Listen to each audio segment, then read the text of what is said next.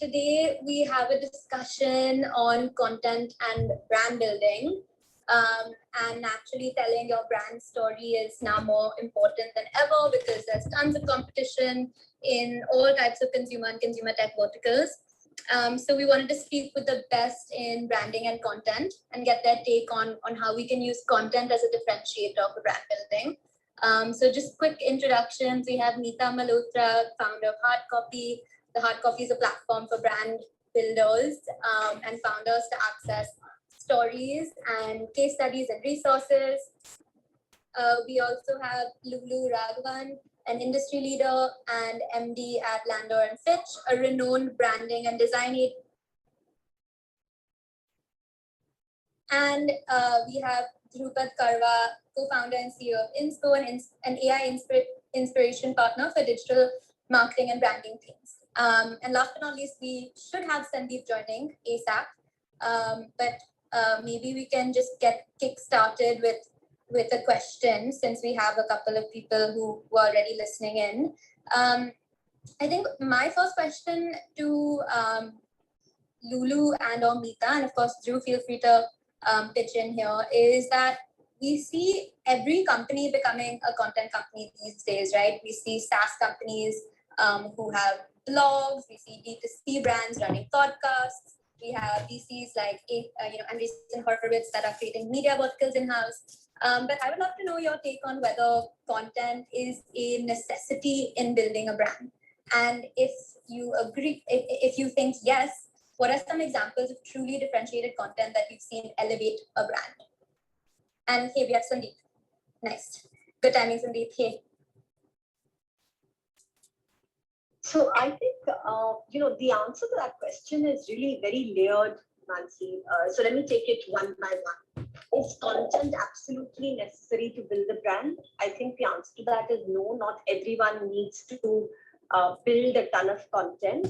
But if you have a point of view which is going to interest the audience, your target audience, if you have a point of view and you have something to say that is of interest to them, which is not blatant promotion of your product or brand, then there is a massive advantage, particularly in today's digital world, in being able to create content, because it just provides this inbound funnel. It brings people to you rather than you going to them. And it brings in a lot of organic visitors. It creates a lot of buzz. It really speaks to the nature of the digital medium. So if you can create content, then it's wonderful. And, honestly, content creation has been around much before the internet. So the most oft-quoted example is the Michelin guides of 1900, best example of content marketing. So it's hard to do well, but if you can do it, then it's a massive brand advantage. Hey guys.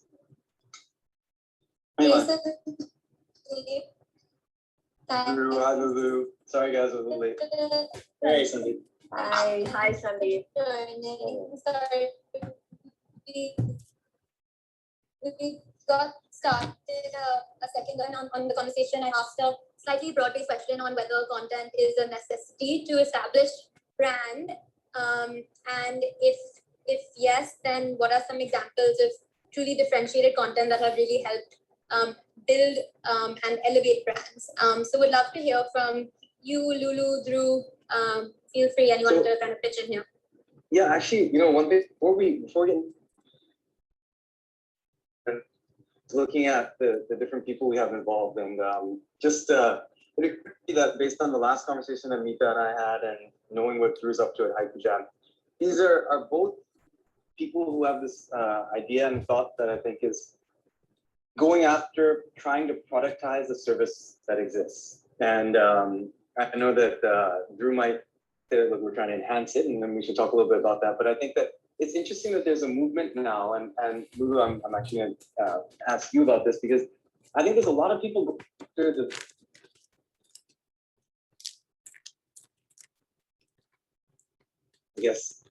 change how the work gets done in the creative industry, and actually take it and try to automate it in some way. And how do you feel about that? Do you think that's happening? Do you think that's good? Are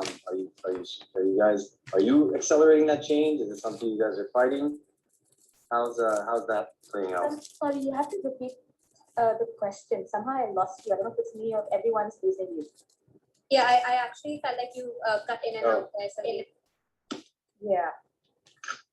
Yeah. Okay.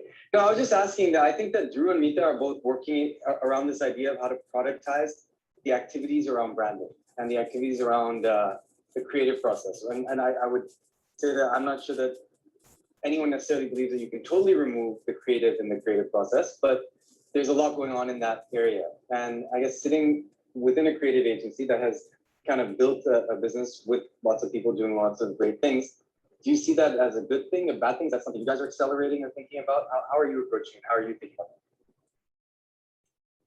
That's a really great question, Sandeep. No, this is a really hard one because every product, every dream for a business is so different. Every process that we apply for a different entrepreneur is different. And I would say that while there have been attempts to streamline, to productize, it actually hasn't been that successful because the very nature of trying to arrive at something super relevant, super differentiated means that for every project that you're working on, you have to do something quite different. Inspiration may arrive in many different ways. And I think while there is an interest in driving efficiency to try to streamline and productize, I think it takes away that creativity which makes the whole development of the brand so unique and interesting. So we have tried to productize it, but in the instances where we have, the output sometimes is less inspirational. So I would say the part that's getting more productized is more the downstream, not the upstream, where you really have to work much more closely with a variety of stakeholders to arrive at why the brand exists, what it stands for, what difference it's going to make in the world. And all those parts of it really can't be standardized.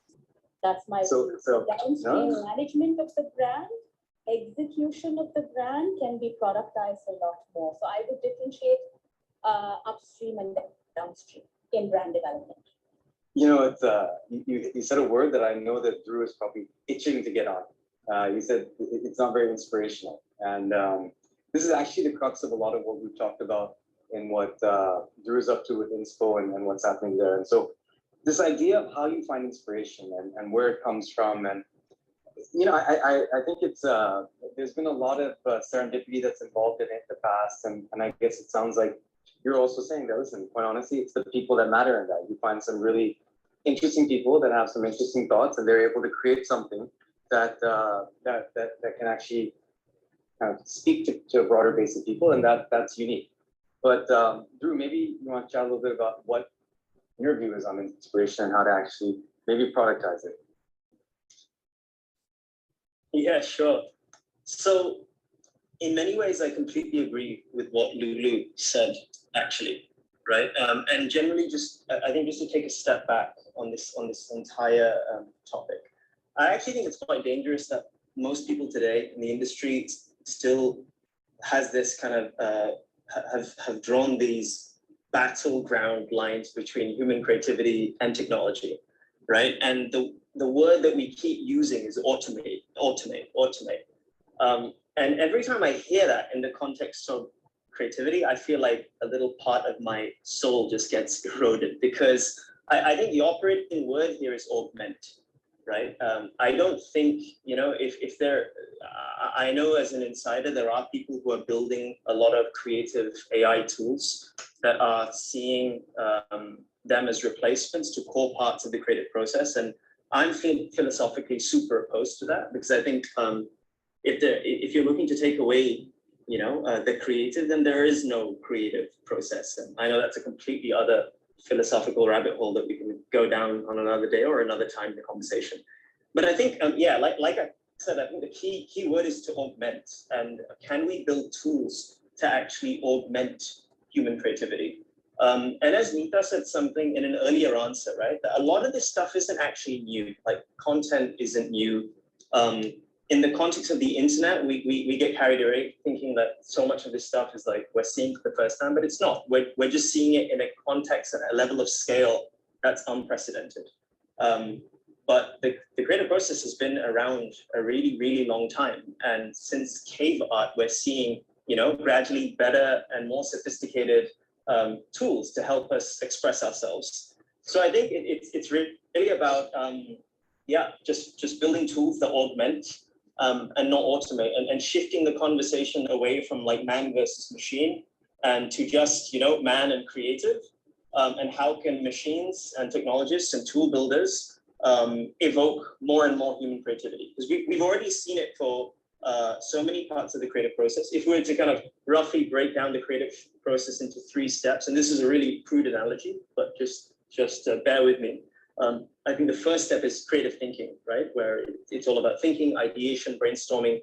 The second stage is actually doing and making creative. And then the third stage is distribution and monetization and getting the word out there. Around these latter 2 stages of execution and distribution, we've seen so many amazing tools like, Photoshop, Canva, Behance, just to name like a few. And every day there are new ones coming up. And I think these are definitely to be celebrated. And at least with INSPO, we feel that there is room at the beginning, right at the beginning of that creative process, to make a difference and build something that augments. So that's more or less my take on it. Actually, Nita, you and I had an interesting conversation about how, brands just seem to not necessarily find interesting ways to communicate what they're up to. It seems to fall a little flat in many areas. And actually, even in the startup ecosystem, the question of, is the product differentiating enough really to be a brand, or is it really just a lot of marketing noise around it? And it sounded like you're on a bit of a quest to see if we can create a system and a process to actually help more people think about it in a better way. And actually, if I were to say, you're not necessarily trying to productize the process, you're maybe trying to productize the thinking, if that's one way to think about it. Would you look at it that way? Yeah, I think I'm just trying to share, is maybe productize the thinking or just share best practices that haven't been accessible to a very large portion of entrepreneurs, right? So Lulu and I come from the world of bespoke high-end consulting services, but how many entrepreneurs can really access those? And what I found is that there are really 2 areas where entrepreneurs falter when it comes to brand building. And one is that they try and emulate big companies, right? And that's never going to work, because if you're not differentiated enough, like you said, Sandeep, they're going to fall flat. And the second thing is that they think a brand is something that they'll do later, they'll catch up to it. But right now they just want to sell. And that's the other big mistake, because, then it's just a leaky bucket. You're just going to keep acquiring customers and you're going to keep letting them go. So I think that if more of these entrepreneurs at an early stage really understood what this whole process was about, it would just be so helpful. I think we would see less failures. I'm very convinced of that. I think just to build on what Nita has said, Sandeep, she's absolutely right and has hit the nail on the head. A lot of entrepreneurs who we meet think of brand as a communication thing or a marketing thing, but that's a very narrow scope of the brand. Brand is very existential. The entrepreneur has emerged because they have a point of view. They've seen a gap in the market, or they want to do things differently. They've identified a massive opportunity. Articulating that and creating not just a functional product rooted promise, but really connecting with that end consumer. That's really what brand is. It's connected very deeply to the business. It's not advertising or colors or logo. Sandeep, if entrepreneurs really got that, I think so much of their work would be done, because it gives them clarity in decision making. And even frankly, in pitching to you guys, why you exist, how are you going to create that consumer base? And then how is that consumer base going to build your brand, which is going to create the valuation for your business? Yeah, Brand and business are really related. I agree with you 100%. I think that people like us actually are a cause of the problem, quite honestly, in the sense that we show up, we take a business that's interesting, that's found some sort of a gap, an entrepreneur that has gotten somewhere on nothing and figured out how to communicate with people, and then suddenly they get money and they feel like growth needs to happen in a certain way, and they start to I think, lose track of the path they were on to begin with. But that's a reality of it, and I think the people that can balance that effectively and actually build the products and continue to focus on it are able to make a difference. But I think that, and I want to ask, actually, you've seen the market for a while as well here, that do you think it's been net positive or net negative in terms of the global competitors coming in, how then therefore companies are actually thinking about what they communicate and what they build? Are you finding that in general the game has gone up, or has overall we continue to play at perhaps a lower place in terms of how we think about that balance between product and marketing dollars versus true brand as the experience will go? In my opinion, the game is, I don't know if Lulu agrees, but I think the game has gone up with global competition. That's always the way it is, right? If you have more sophisticated competition that comes in with well-established brands, whoever is in the local market has to step up their game. So as the game gets more sophisticated, you have to think about playing a more nuanced game. You can't just be price cutting or relying on product features, because the realization sets in that will only take you so far. I would agree to a certain extent. I think at the surface, the presentation of the business, the presentation of the brand certainly has improved. If you see D2C companies today, their website, social media, app, all of that, fast superior. And I think everyone's learning from global brands. But if you go many levels below, if you really think about the brand experience, the UI UX experience, the overall experience of the brand, I think there's a lot more, a longer journey to go for the brand promise to truly be manifested in a differentiated experience. I think that connect, not everybody is still making. And then also just the consistency of the experience. The global brands are brilliant at that across all the channels. Yeah. There is the consistent feel of the brand, the manifestation, the conscience of the brand, just feel it very consistently no matter which channel you're in. I think there's still a ways to go on that. So yes, the game has been up, but still true understanding of how brand has to be deeply seated within the organization in order to deliver something very differentiated. I think we can have a week to go on that. Sorry to just butt in here. I just wanted to tell the audience that they can raise their hand and we can invite them up to ask questions to the speakers. And Sandeep, if I could ask a follow-up question to what Lulu said, would be, I totally hear you from a sort of brand experience position and how, and similar to what Meeta was saying in terms of how, the emergence of global brands have caused domestic brands to up their game in some way. But what are some examples of ways in which maybe domestic brands have used content to really establish a great brand experience? I would love to hear about real takeaways from either companies that you guys have worked with or through maybe companies and or agencies or brands you've seen use INSPO to really truly differentiate themselves from a brand experience point of view. I think my favorite example is not perhaps something you were expecting, Mansi, but I think a brand that does storytelling brilliantly with one static image and one headline is Amool.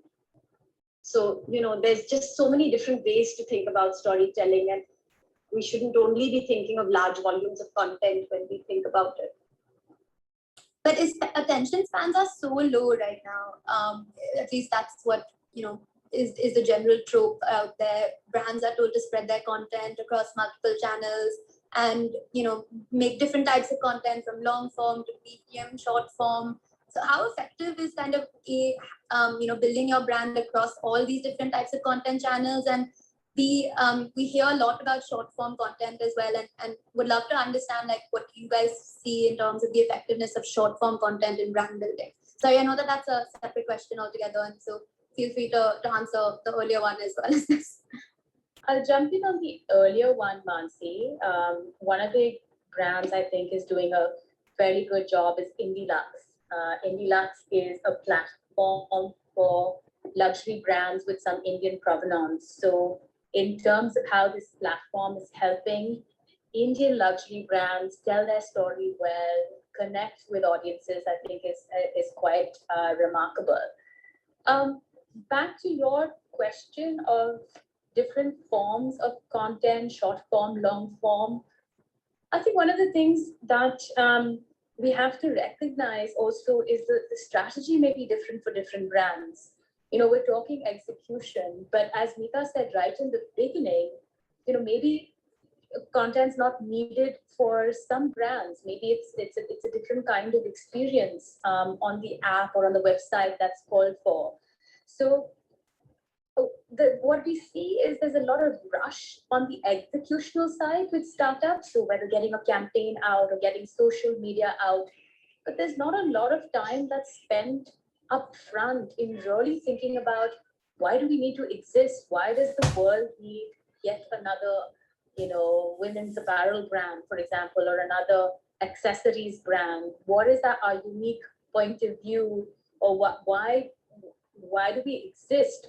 How are we going to be relevant to the consumer? I don't think, and Sandeep, please correct me if I'm wrong here, I don't know how hard entrepreneurs and their management teams are really thinking about this question. There's a lot of time spent on the executional components of marketing, but the strategic aspects of marketing and branding, I feel, and Meeta, please build on this as well, are very much missing.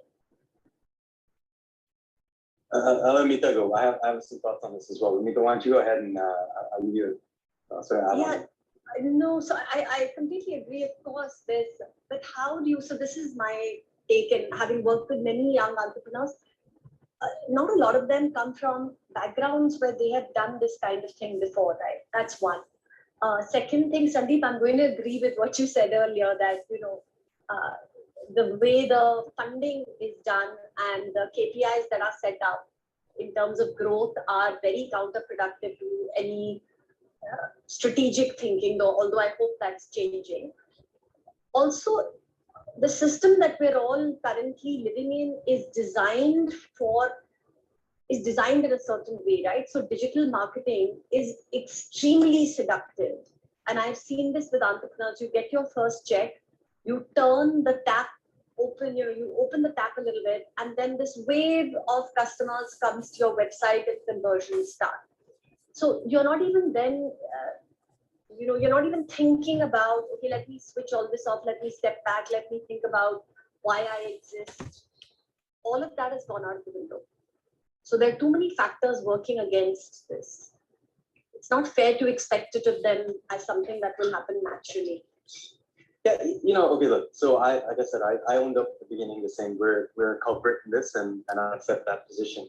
And I think that the whole game is set up and rigged towards saying grow faster, and that starts with the people who give us money want to see our businesses grow in value, so therefore to see them grow in value, you have to make them spend money on marketing, and it keeps going. And I think that there is a wave of that changing, and I think as realization settles in that it's short-lived differentiation when you're simply putting a lot of money into SEM or into social marketing, and people get that, okay, look, it's not going to last forever, and also the music will stop on the funding at some point. So let's say that these will be painful lessons and they're getting learned and things will shift. Now it comes back to, okay, well, now we have to build these brands, and we have to actually build these brands and build these companies more than necessarily just even the brands. And I think that comes back to product, and that comes back to product and how your product works and what that's going to be, and paying attention to that, and actually being able to create the pull for the product based on actually building something different, useful. And when you think about it fundamentally, especially for startups, and we can talk about established companies as well, but honestly, I'm not that aware or plugged into that world. But at least for startups, the proposition is you exist because, I think Lulu, you said this as well, there's a need that somebody has. Now, if you really have to keep spending a lot of money to convince them they have a need, maybe they don't have a need.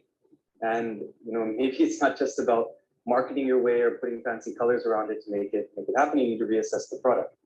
But I think one of the easier ways to kind of figure this out, and I think one of the great things actually about a connected world, is that there are community aspects of it that can feed into figuring this out better, and you have the opportunity to use those in some way. And actually, I wanted to chat a little with Drew here as well about this, because Drew, you saw some of this take place in the Haiku Jam community, and we've seen there's this mantra that exists, that content commerce community come together to actually build a business. And community can be a really powerful driver in that. And I don't know, even now, as we're thinking about INSPO and thinking about how to help brands think about social media marketing, I think there's a lens of community that needs to be incorporated into that. And maybe there's things that you saw from Haiku Jam that are relevant to think about for any brand in terms of how they're able to bring a community together. Yeah, 100%. So I have quite a lot of thoughts on the last few minutes of conversation, so I'll do my best just to keep things structured. But just before I get into the Haiku Jam and community piece, all I'd add is that I think these work streams of brand and self-actualization and growth and monetization, I think one of the challenges are that entrepreneurs and founders like myself who are raising money and building businesses, we're thinking of them as sequential, right? We're thinking that one needs to happen first and then another needs to happen afterwards. Whereas brand is not actually a work stream, right? Brand doesn't really belong to one team. As has already been mentioned, brand is fundamentally an expression of who you are. And that pursuit of who you are, forget about companies, we should be all thinking about that through our entire lives, right? So I think that is super important. And also it's about, so much of it is about stakeholder management. I can say from my perspective, and Sandeep knows as well, we've had phases of both Haiku Jam and INSPO where we've been turning on the tap and growing, and also taking step backs and just reevaluating and actually asking ourselves those fundamental questions. And I found that a lot of conversations with my founder friends, they don't even realize that they have the permission to do this, right? Some people are so almost addicted to the drug of funding and the allure of it that they think that they have to keep growing at this percent week on week, and they can't actually have a conversation to stop and to improve their unit economics or improve their funnel. So I think that's super important. So coming to a piece on community, and I find this word super interesting because it's something that everyone uses now. And when we started Haiku Jam, I don't even think it's a word that was in our consciousness, right? And I think it's community building is not something that can be done with too much, agenda, or if you're too tactical about it, it's probably not going to work, right? So with Haiku Jam, for those who don't know, it's a social writing game, right? Where strangers around the world write together, and it's grown to over 1 million creators who've published nearly 150 million lines in the platform. And before this was an app, before any of this started, I had this idea over a cup of tea in a London tea shop because I was feeling really sad one day because the previous company I was working on was failing. And there was no idea for a product. I was just with my best friend, feeling quite low, and writing short poems and scribbles and just random little creative pieces in a notebook. And it was a really fun experience, and I thought it would be amazing not just to connect with him, but to also connect with strangers all around the world through a deeper context than traditional mainstream social media. And then that's where we went from. So there was no plan to let's now build a community. For me, it was really clear that Haiku Jam fundamentally started offline. It wasn't, technology first. It was born in a tea shop on a notebook over cups of tea. And so we decided just as a ritual, that's how we were going to create most of our growth. And we did thousands of events over the last 5-6 years in so many different countries where people would actually come in and write together on physical cards over hot drinks. And we've done this at venues like Google, the European Union, and so many other crazy places. So many of these folks didn't even know that we were a technology first app. But for us, that became a real ritual, and it became a really retrospectively became a really fundamental part of our brand. So I think, again, just ask yourself that question, like, who am I, what do I want to do, and what am I here to do? And if you just do that, you'll find that there are probably other people who are just willing to walk that path with you. And in the process of walking that path with you, they'll also buy your products and make content and talk and connect. So yeah, I think it's just about figuring out who you are, what you're really good at, what you're trying to do, and then just rally believers around you and fun. And to me, that's community building. And then if you can give them ways to connect, that's a bonus. But I feel today one of the dangers is that people are treating it like a growth hack, and that's just not the case. Communities are not built in weeks or months. They take time and they take consistency. Just to add there for community, Sandeep, I think one of the original super inspiring examples is Glossier, right? Started out as a community, and then is now has retail stores. How amazing is that? It's the absolute reverse of product development, right? Starting with community. From an Indian perspective, I don't know how many of you are familiar with LEAP, which is a social professional network for women. And they are building a super strong private virtual community of women. And in fact, I see some of the LEAP members, including Tanvi, on this chat here. That kind of community building could really lead to data monetization on so many fronts. Authentic content, ability to truly build community, I think is quite phenomenal. So just those two examples to bring to the attention of the audience. Glossier, from a global perspective, and something new and different in India, Leap.Club. I think you're right. And Leap has done a job of even monetizing, right? So they figured out both sides of it in terms of providing an interesting product that people are actually willing to pay for. So it seems to be working really well there. Yeah, I personally am a huge fan of Glossier as well as a consumer, but love the fact that they've kind of led this whole content to commerce model. I feel like Nykaa also does a decent job of moving their content consumers to commerce consumers. So just really quickly, we have Anand from the audience up. Anand, will you unmute yourself and ask your question? Sure.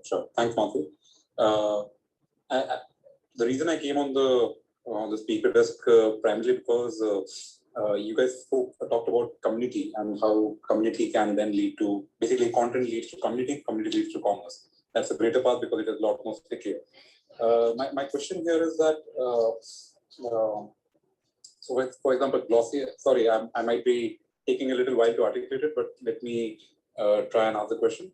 So Glossier, of course, they started as a blog where people could find out what kind of products do celebrities use, and then they expanded from that blog to Instagram, and that Instagram became massively big. They did a lot of user-led product generation where they asked that, hey, this is the product we are coming up with. They took a lot of feedback, and then they finally launched the product. What I want to know is that a lot of influencers have a community. So for example, if you go in the early eras, you had Sanjeev Kapoor, who launched his own Wondership brand, and that did very well. In the global context, we have Kylie Jenner, who launched her lip kit, and she's now a billionaire. My question to the experts here is that if you have creators who are now leveraging their community in order to enable commerce, what advice would you give to them? Because what happens is, more often than not, the product doesn't turn out to be the differentiator. The community that the creator has is the differentiator. Hence, I'm wondering if someone were to be doing that in India, what would be the context, or what would be the advice you end up giving up to them? I'm going to start because I have a thought on this that's, I don't know, unless, I think it's more of the same that exists in the world already. People who have distribution can think for a while that they don't need to worry about product differentiation.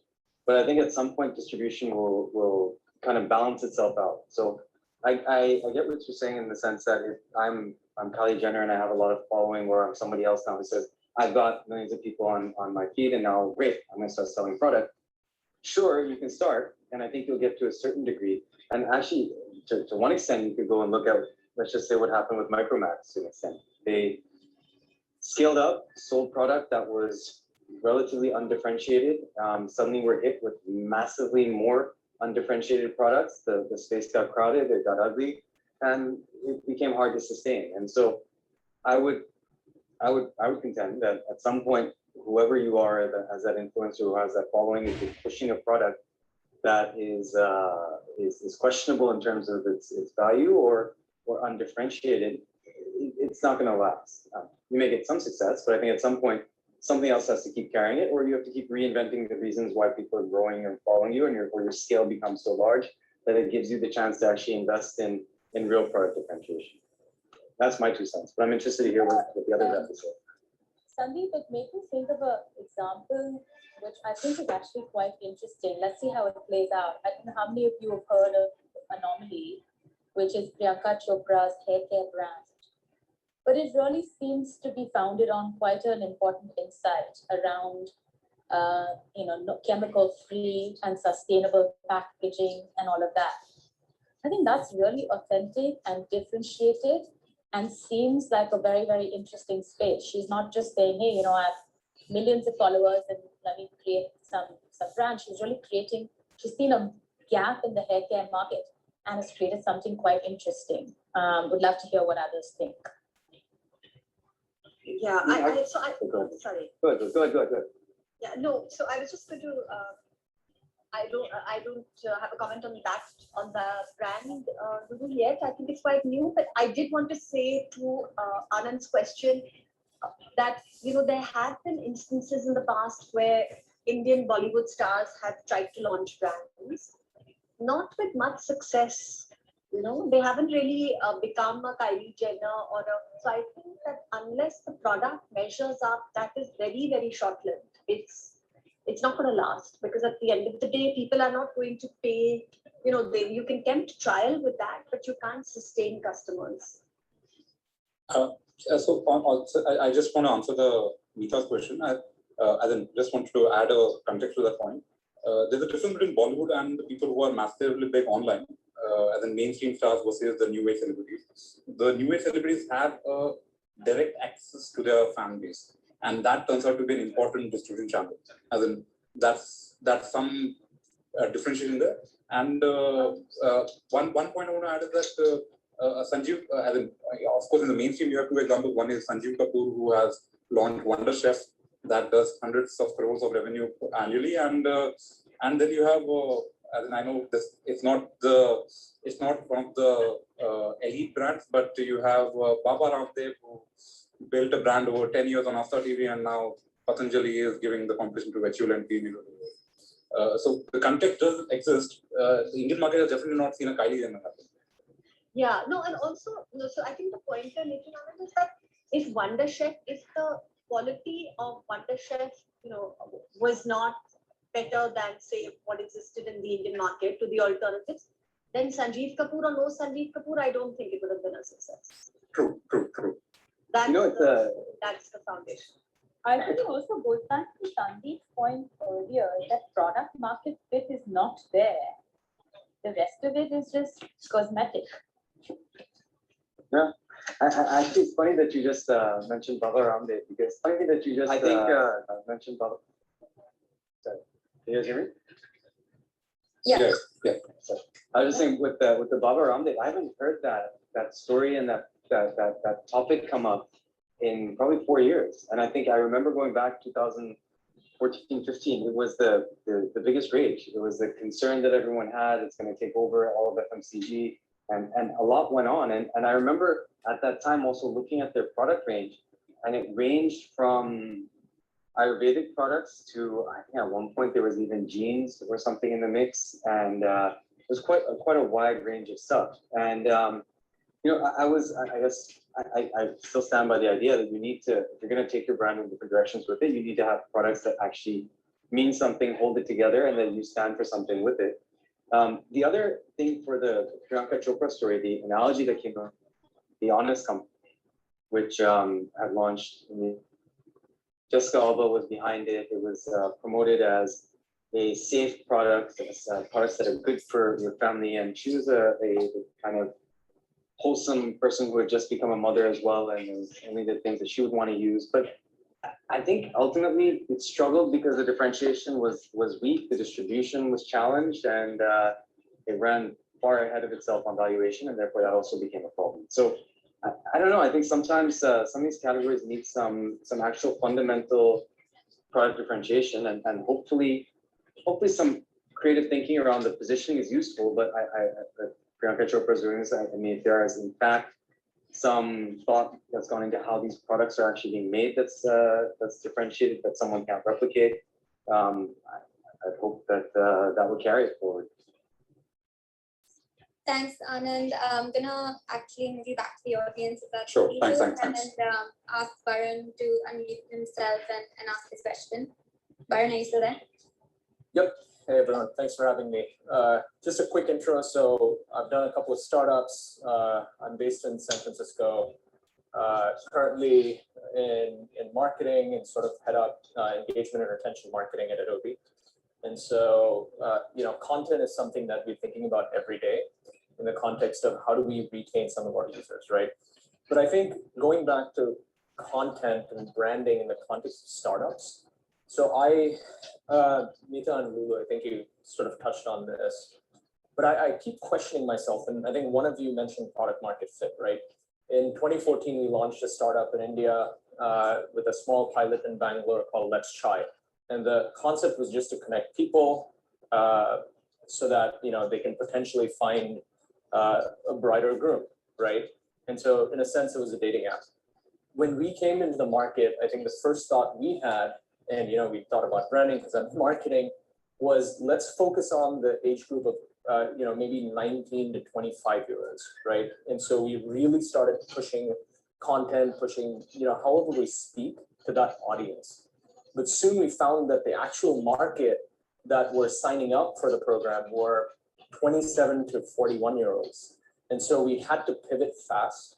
So I guess the question here is more, how do you really balance? Because, in the case of a startup, you're 2 or 3 people, right? You're really focusing on the product, you're focusing on who your right audience is, but then you add in the brand. And so how do you really balance that? And is branding really something that, it makes sense in a Jessica Alba, it makes sense with, let's say, Priyanka Chopra, because they already have a specific type of following. But let's take for normal people like us, and I'll speak for myself because you guys are probably more celebrities. But how does that work? How does that balance work? So Varun, what I would ask you is, how did you assume that your target audience was going to be the 19 to 25-year-olds? So because I'm based in the US, right? So I'm looking at the audience and who's really interacting with people here. Some of the startups here, and I think we went in with people who are in the later stage of college. We understood women typically get married earlier. At that time, at least, parents were pushing for it, and so we started focusing on a specific market. But soon we realized it wasn't it. Yeah. So I would say that perhaps the process of the problem was less with the fact that you had to pivot very quickly and change what your brand, the way your brand communicated, and perhaps a little more with the fact that the sort of the research wasn't deep enough with the target or to identify really who the target audience was. Would that be a fair thing to say? Yes and no, right? Because I think sometimes the research is done as you're on the ground as well, right? So you're gaining insights as you're working on it. Hence, a lot of companies spend millions of dollars just failing on projects so that they deliver insights. But but the challenge is that branding, right? That branding piece. Do you focus on the product? Do you focus on who that product fits, which market, and then you focus on branding? Yeah. Or do you sort of ingrain it right from day one, which kind of, pigeonholes you a little bit? But branding by its very definition is derived after you understand who your target audience is. You build a brand with a certain, you position a brand for a certain audience. That's what makes it sharp. Like it's hard to position a brand for everyone. I mean, I would turn it back on you a bit, Varun, and say, maybe we're thinking about brand differently. Some of the comments that you made, for people like me, or I'm not a celebrity, how are you thinking about brand? What do you feel is brand or branding? Well, in this sort of context of content, right? And like, let's take the YouTube influencers. There are many influencers today that focus on beauty, right? It started with, hey, I found this product, I'm going to put some makeup, and then they sort of get some following, right? There's this girl here in the US, I think she's pretty big worldwide, called DP Cam. Mm-hmm. And so she said, let's put lipstick to remove your black circles underneath. And then that worked. Many people started following her. People commented, engaged with her content, and now she has her own brand. But that sort of transition happened because she had a specific type of audience already, and that audience just followed her through, right? So that transition happened because of the content that she created. Now, in a case of a startup, let's say you're in a tech startup, you're not necessarily building that content and that following right from the beginning. You're basically going and trying to find that audience, to see, is it a B2B customer that would be the right audience for me? Is it the B2C customer that is the right audience? And even that, which is the demographic, right? If we're looking at a investment startup idea, is it the middle-aged folks? Should I target the early? People are just graduating college. Should I target later stage? So you haven't really figured that out yet. And so I think, Meeta, I think you mentioned this, but it almost sounds like you were leaning on, get that product market fit first, and then sort of focus on the brand. I think that's important. So it's, of course, you can't, again, this is my personal opinion, product market fit is a journey. It's not as if you just say boom and Sandeep, please weigh in here, but that hockey stick growth and all it's lovely startup lore, but you have to keep working on product market fit. But I would definitely say that you have to go in with a reasonably solid, reasonable assumption about where is the center of gravity of your target audience.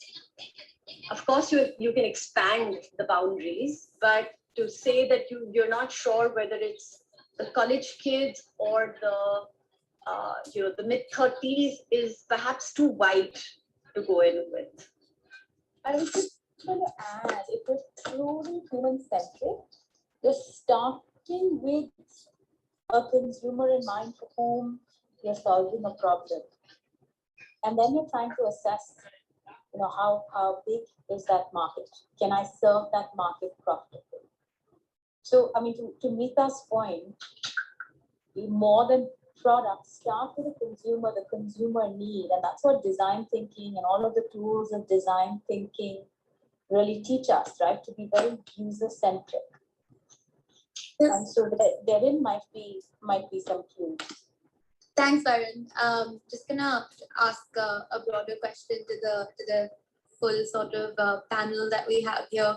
I've been thinking a lot about like the evolution of brand and how brands have to evolve as consumer behavior changes. And I would love to know from Dhruv, how do you think content can help keep a brand relevant?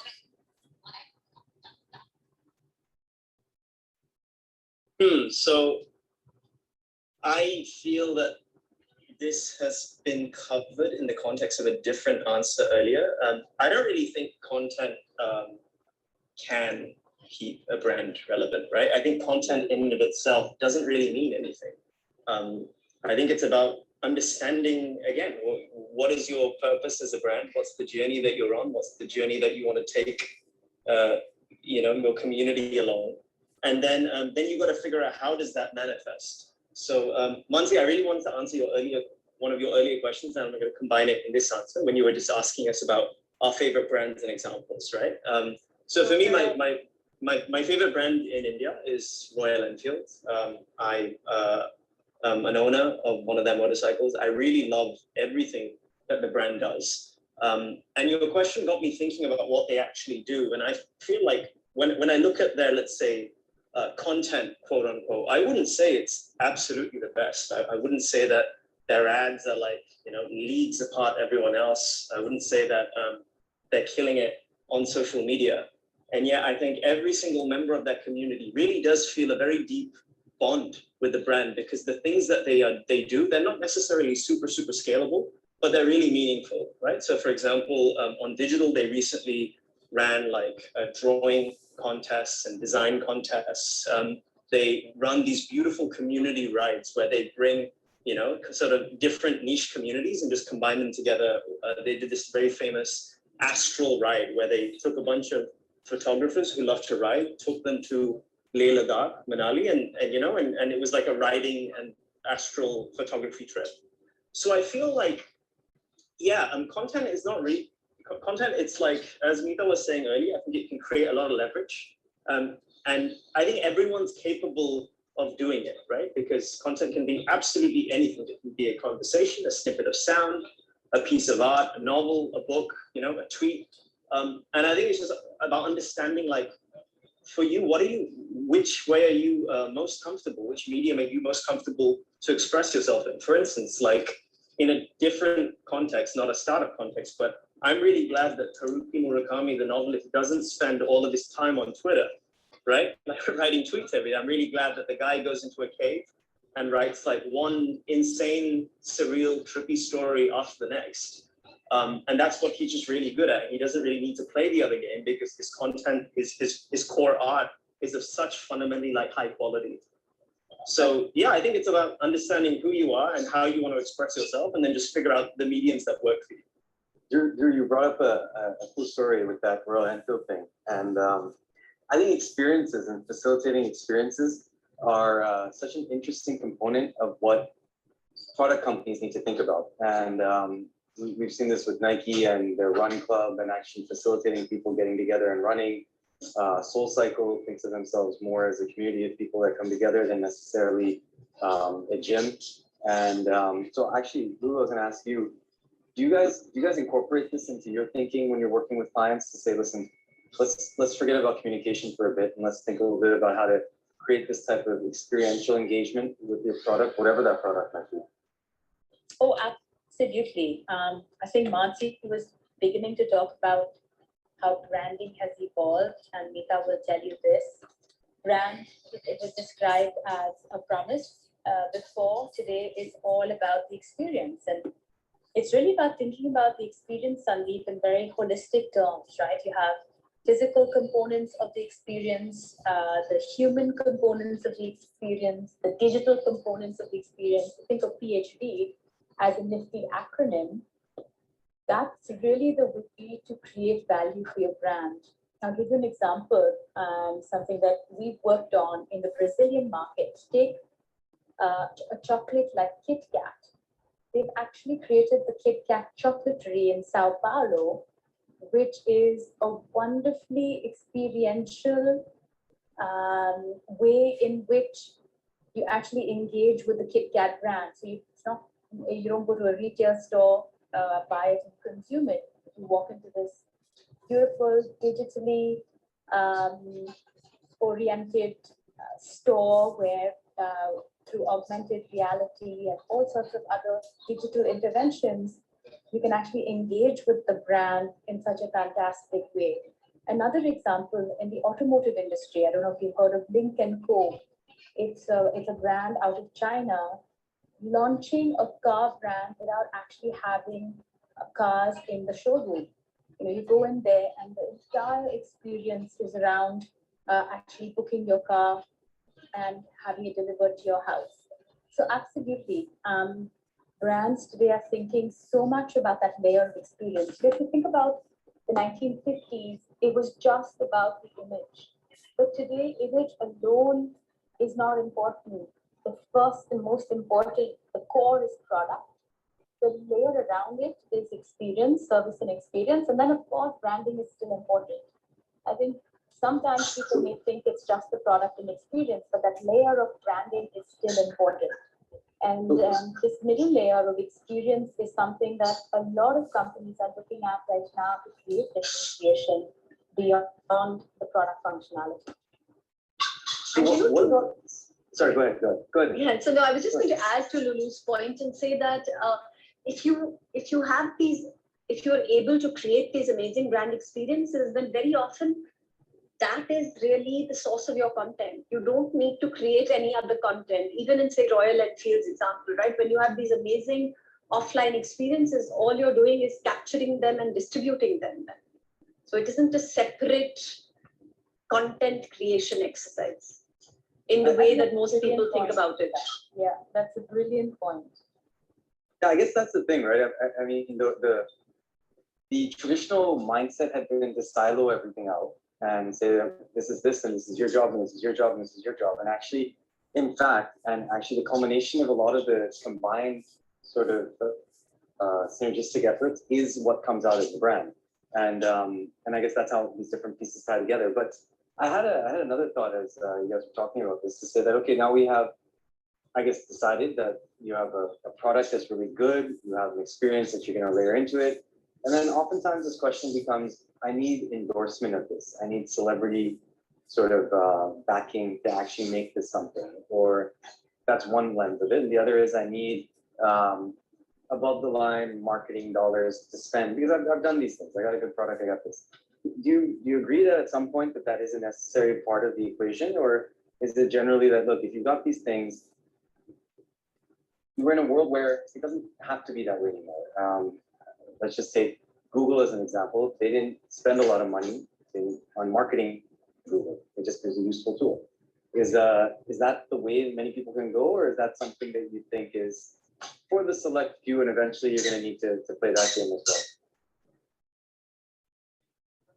Sorry, I think it depends entirely on what kind of business you're in, Sandeep. So you know, if you're a SaaS company or a productivity tool or something, then do you need celebrities? Probably not.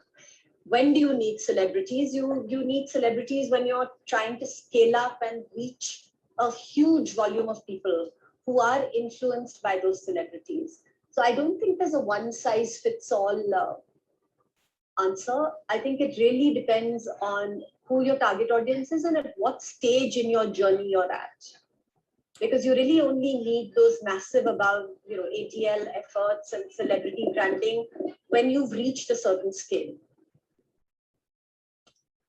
Yeah, I would agree with Meeta, and the truth is, in the Indian context, for many categories like laptops or hard goods, etc., celebrities do make a difference. There's a lot of research which shows that every time there are ads by the celebrities, there is a huge spike in sales. I know in the advertising and branding circles, we are fond of dissing the whole celebrity approach, saying that you shouldn't make your brand depend on a celebrity. But the fact is, it works in India. Cricket, Bollywood, it does work if you're trying to reach the mass market. So I agree with Meeta, back to her point of if it's B2B online, you can use, so an important distinction is owned media and rented media. If you're in a category where your own media can actually help you create that brand awareness and preference, then you don't need a celebrity. So there was a interesting event, which I think was actually a Livebox a number of years ago. You may remember with one of the strategy folks from Dhrupad. And we had this conversation with him about celebrities, because I moved to India in 2017, and I was fascinated by the amount of just celebrities on billboards. And I asked him, why is that such a focus for so many consumer brands here? And he seemed to feel that it's all about tackling the trust deficit, right? The fact that there's just not a lot of consumer trust. People are just really, really suspicious whenever anyone asks them to part with any kind of money. And you are essentially just by putting a face on a billboard that they know, that they love, or at least they've seen a million times before, it cultivates trust really, really quickly. So I think that's quite an interesting lens to think about the matter of growth, and whether it's a celebrity or whether you're creating a product that is inherently, can grow. For instance, like in the context of a B2B SaaS tool or a platform like Slack, right? You don't need to see a celebrity, but if your colleague is sending you a link to a cool tool to try it out, that's great. That there's already inherent trust there. So then it's all a matter of just like almost brokering trust, and do whatever it is that you need to cultivate trust quickly, because if there's a lot of trust, then inevitably growth is going to follow that. I also think, sorry, go ahead. Go ahead, Mansi.